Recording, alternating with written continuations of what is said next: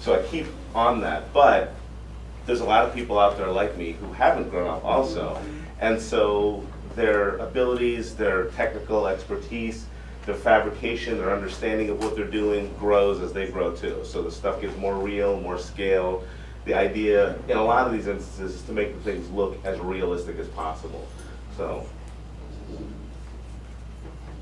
okay.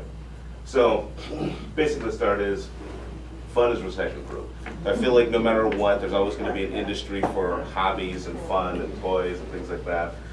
And as I said before, the demand is growing. What did I do? Okay.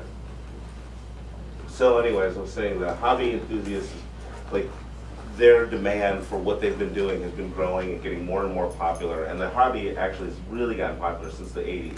There's been a steady momentum, and the part of it that's really gotten more, I guess, developed is the scale part of it. The part, as I said, that, you know, where you want something to look like photorealistic, you know, like something from a movie even, you know. So that's where I come in. The idea is I'm trying to appeal to a niche market where I'm actually taking things from like a Hot Wheels scale, making a mold of that, and then from that mold using an expanding urethane, which, you know, I found a few years ago, which works pretty well. It's an open cell urethane, so when you make a mold, you pour this casting agent into it, put it in water, and within 3 days it grows to 60% over its size.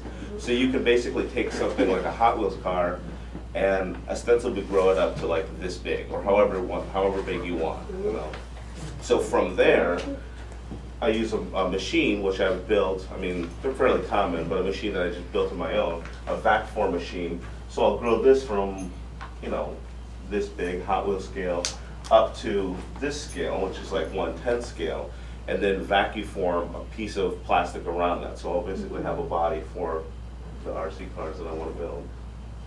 So basically the goal is getting to the point where you can't tell a real thing from the toy thing, you know, and keeping the scale realism as tight as possible, but keeping the growth rate of the urethane as consistent as it was when it was little.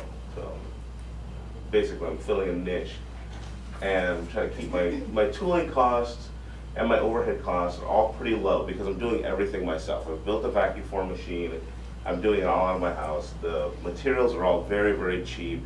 The urethane is extremely cheap, you know, and I'm only providing the shell of the car. I'm not actually making the body or the wheels or anything like that, just the shell. So the overall price point is, you know, it's pretty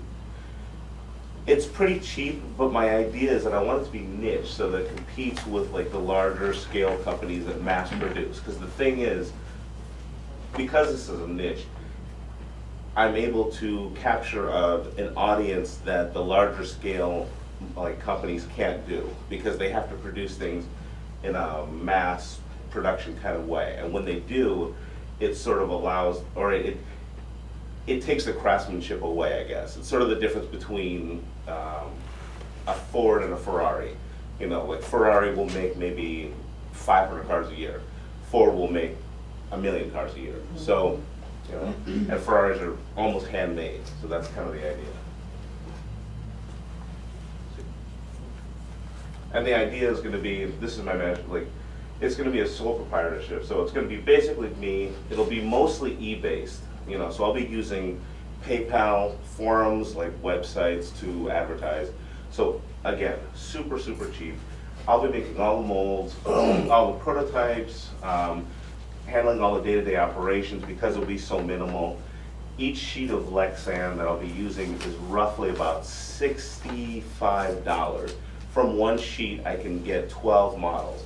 Each model sells for about $60. So there's a fairly high profit margin there. And each one takes roughly about 40 seconds to produce.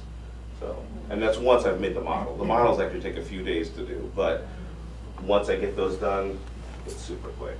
So the tech is really, really common, super easy. Prototyping, sculpting, mold making, casting, these are all things that I've done as I am a professional mold maker right now. I've been working in that field for, you know, some time, so I'm fairly aware of it. So Well, actually, I just explained this, so these are my financials. So yeah, basically, in the beginning, actually, can you guys even see this? I thought it was right in the way. Yeah, you are. Okay. All right. So yeah, these are basically my financials, you know, and I think the first, I mean, this is 6, but I think the first 4 years, the way I'm going to grow the business is I think I'm going to actually have it, if I can do it, I'm going to have, like, instead of growing it rapidly, I'm going to grow it more laterally at first. I want the first 2 years to be about the same, it grow a little bit, and then the second 2 years grow a little bit more. So I kind of want the growth to plateau a little bit so I don't, like, overstep my niche. Because if I do, like, what's going to happen is in the first couple of years, at that point, then I'll invest in maybe more technology, like more like professional built machines, maybe a bigger facility, a bigger space, more material, you know, more inventory on hand. But I only want to offer 6 models at first. That's it, just 6 car body styles, the ones that I want to be the most realistic. And then from there, just grow everything. Just because in the first 2 years, I think that'll give me an idea of how much things will, like how profitable it'll be, you know. And I've done a lot of hobby stores and gone to a lot of forums online and looked at a lot of different websites, and I've posted a lot of different things, and people are really, really excited about this. So I'm pretty confident that it'll do well. And that's it.